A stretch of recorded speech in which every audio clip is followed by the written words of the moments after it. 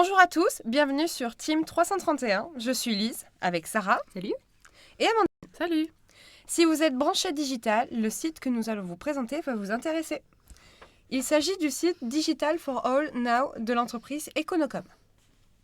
Pour la présenter rapidement, il s'agit d'une entreprise européenne chargée de faciliter la transition des entreprises vers le numérique par le conseil et l'accompagnement. Le but de ce site est de promouvoir l'accès à la culture numérique pour les entreprises et de faciliter le grand public au digital. C'est en quelque sorte une autopromotion de l'entreprise, puisqu'elle met en valeur ses propres services par la même occasion. Alors, le site se compose de 5 parties. On a un blog, une page interactive qui se présente un peu comme l'expérience interactive du site, 2 autres parties avec des films et des affiches publicitaires, enfin des campagnes, et une dernière page de contact. Donc l'intérêt du site, c'est essentiellement la partie expérience et sa partie blog.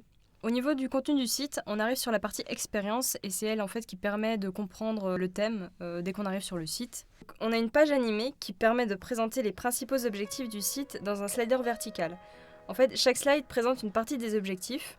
Donc on a un bouton au centre de l'écran qui, en plus de l'animation, permet de déclencher un mini-jeu. Donc du coup, c'est vachement sympa. On peut cliquer, on peut glisser, secouer ou même relier des points. Parce que le visiteur, en fait, il prend part du coup aux actions de l'entreprise et il se contente pas de lire passivement. Ensuite, au niveau de la transition entre les plans, elle est rapide. Et c'est comme si l'entreprise voulait montrer en fait l'avancée du combat qui est gagné point par point. Bon, ça va peut-être un peu loin, mais c'est comme ça qu'on l'a ressenti. Et à la fin de la présentation, l'internaute a le choix, donc soit se rediriger vers la section film ou la section blog pour se renseigner davantage sur le projet.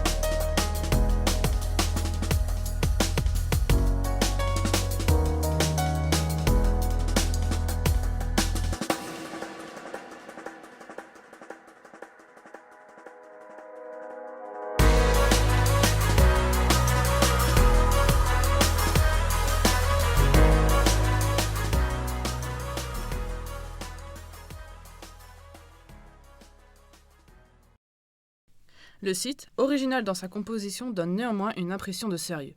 La navigation est courte et simple, seulement 5 entrées redirigeant chacune vers une page. On a donc le sentiment de pouvoir accéder à l'essentiel du site sans devoir se perdre dans des sous-catégories afin de rassembler les informations. Les textes sont bien visibles et incitatifs pour la partie expérience. Brisons les obstacles et les résistances. Pour la partie blog, les articles sont cohérents entre eux sur la forme titre, résumé, sous-titre et mise en exergue. La mise en page est propre, mais la longueur des phrases et des articles peut rebuter les internautes qui se sentent les moins concernés. Heureusement, des diagrammes et des infographies sont présents dans certaines pages afin de mettre en avant quelques principaux points. L'une d'elles, par exemple, résume les pratiques digitales dans les grandes entreprises en 2015. Alors, s'il n'existe pas de barre de recherche dans le site, C'est pas bien. dans laquelle on peut taper le mot souhaité, il y a des nuages de mots qui c'est sont mieux. présents, c'est mieux, dans la partie blog. Donc, on retrouve ce nuage de mots justement à l'intérieur des pages d'articles sur la colonne de droite. On nous propose également à cet endroit-ci des articles qui sont en rapport avec l'actuel qui est affiché sur la page. Il y a également un petit menu de navigation composé de 3 icônes dans le bas de la page, mais alors tout en bas à droite, qui permet de passer d'un article au suivant, ou bien au précédent, ou alors de revenir à la page d'accueil des articles de blog. Alors ce menu mériterait certainement d'être un petit peu plus visible parce qu'il faut vraiment aller le chercher. Au niveau des réseaux sociaux, ils sont bien présents parce qu'on a la possibilité de partager chacun des articles sur Facebook, Twitter, LinkedIn ou Viadeo, il y a le choix. Et en plus de ça, on peut le faire à 3 endroits différents. Donc on a la barre de menu en haut à droite, en haut de chaque article et à la fin de chaque article. Ça encourage encore le visiteur du site à passer à l'action. Alors maintenant, on va se rediriger vers la page des films et on peut voir qu'il y a 3 vidéos différentes. Donc la première, elle reprend les codes graphiques du reste du site et notamment du slider, de la partie expérience. Et en fait, elle résume les objectifs de l'entreprise. Donc ça, c'est vraiment pour ceux qui ont vraiment la flemme d'aller regarder l'expérience jusqu'au bout ou alors d'aller dans la partie blog.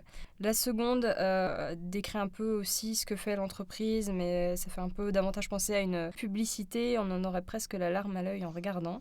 Et enfin, la troisième, c'est en fait une web-série qui présente des exemples de sociétés plus connectées et c'est en anglais par contre. Ah, il n'y a pas de sous-titres en plus. Donc les vidéos viennent ainsi compléter la partie blog en matière d'information, car le visiteur n'est pas obligé d'aller dans la partie blog, comme j'ai dit précédemment, pour avoir le principal. On est dans l'efficacité, faire passer le message clairement et rapidement.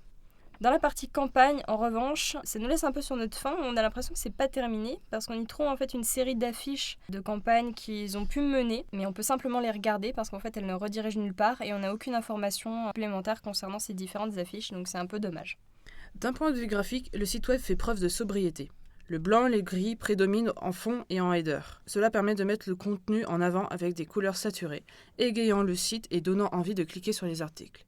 Des nuages de mots-clés sont aussi en couleur pour mettre en valeur le thème du contenu des articles, donc le thème du site web. Pour accompagner ces articles, il y a le titre de l'article, la date, les mots-clés et une image soit photographique, soit pictographique en lien avec les vidéos que l'on a vues plus tôt. En termes typographiques, on ne retrouve qu'une seule police de caractère, une Alumi standard, déclinée en différentes graisses allant de l'extra light pour le texte de la barre des articles au black pour le titrage de la page d'accueil. Donc revenons en vidéo et l'expérience qu'offre le site web. On retrouve l'utilisation de l'illustration avec des couleurs très saturées qui donnent un aspect ludique et enfantin au contenu, en plus des animations qui sont très sympas. Ce qui est en lien avec l'expérience utilisateur, qui est très importante en ce moment, que le site web souhaite transmettre à travers tout son contenu.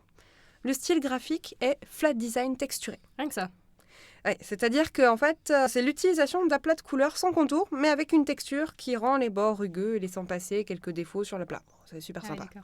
Donc on peut y voir quand même un lien avec la technique print de la sérigraphie ou encore de la linogravure, tandis que le fond ressemble par contre à la texture d'une feuille canson. Le tout rejoignant la création print associée aux couleurs RVB du numérique.